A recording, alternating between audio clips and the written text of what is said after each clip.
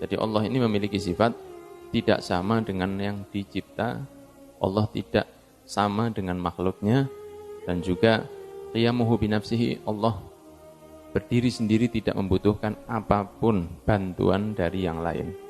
Maka sangat buruk kalau disampaikan oleh seorang mubaligh dengan maksud bercanda di dalam pengajiannya, dai atau seorang ustadz yang mengatakan bahwa maksudnya bercanda, tapi ngomongnya Allah kirim SMS ke malaikat Israel untuk mencabut nyawa seseorang. Itu sudah murtad dari lisannya. Ya, itu sudah murtad dari lisannya. Seperti yang ada dikatakan di kitab Sulamut Taufik susunan Imam Abdullah bin Husain bin Thahir radhiyallahu anhu ardah, bahwa seseorang yang menjadikan Allah seperti makhluk walaupun bercanda, itu dia sudah keluar dari agama lewat lisannya tadi itu. Jadi makanya kalau bercanda itu jangan ngawur, jangan bawa Allah, jangan bawa Nabi, jangan bawa malaikat, jangan bawa Quran, jangan bawa waliullah, jangan dibawa itu. Topik bercanda di dunia ini sangat banyak.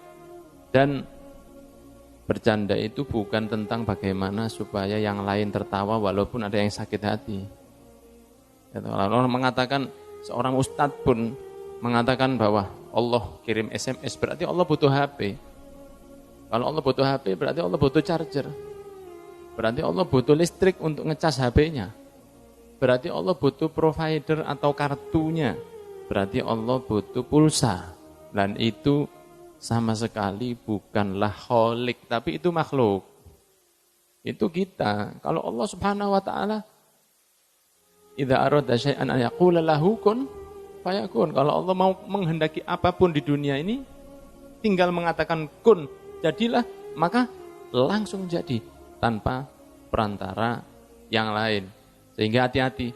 Nah, kalau jenengan mendapati ada satu pengajian, ustadznya, mubalighnya yang nyampaikan sudah mulai menyinggung Allah, malaikat, Nabi, dipakai bahan bercanda, saat itu juga tinggalkan majelis tersebut. Saat itu juga tinggal saja.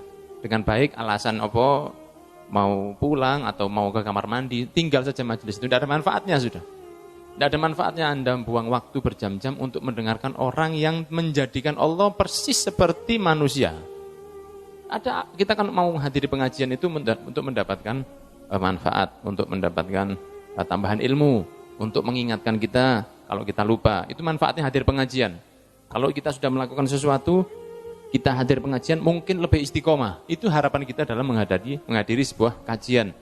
Tapi kalau sudah hadir pengajian, malah si pembicara atau mubalighnya sudah mulai nyaut Allah disamakan dengan manusia, atau guyon dengan malaikat. Malaikat dipakai buat guyonan. Sampai tak lapor orang malaikat. Seakan-akan malaikat itu adalah koncone dewe, temannya sendiri. Iku kok nanti disaduk malaikat. Kan sering kita dengar begitu. Sehingga ada sedikit pelecehan ke malaikat. Padahal malaikat ini sifatnya la ya'sunallah ma amarahum wa yaf'aluna ma yu'marun. Malaikat ini tidak pernah satu kali pun bermaksiat kepada Allah. Dan selalu melakukan apa yang diperintah oleh Allah Subhanahu wa ta'ala. Coba kalau kita dekat ke seorang yang soleh, yang tidak tampak bermaksiat, kita tahu dari kecil, seorang kiai atau seorang ustadz yang dari kecil dia memang soleh, tidak pernah bermaksiat kepada Allah. Ketika kita dekat dengan beliau, kita mesti sungkan. Apalagi dengan yang sama sekali tidak bermaksiat kepada Allah, yaitu para malaikatnya. Tidak makan, tidak nikah, tidak punya hawa nafsu. Itu malaikat-malaikatnya Allah Subhanahu wa ta'ala. Sehingga membuat bercanda malaikat, nabi, dan lain sebagainya, itu bisa keluar dari agama lewat lisannya. Wajib untuk bersyahadat lagi, dan wajib untuk beristighfar taubatan nasuha. Dan boleh jenengan tinggalkan kajian tersebut kalau sudah mulai membuat mainan malaikat Allah dan lain sebagainya. Sudah kita bahas di sini dengan jelas bagaimana sifat-sifat kekuasaannya Allah. Mukhalafatul lil hawadits, tidak sama dengan yang ada. Allah tidak sama dengan kita. Allah khalik, kita makhluk. Sehingga jangan pernah bertanya bahwa kalau kita ini dicipta ada bapaknya Allah siapa? Nah, itu berarti pertanyaan menyamakan Allah dengan makhluk. Karena ini dimensinya sudah berbeda. Dimensi Tuhan dengan dimensi makhluk ini sudah berbeda.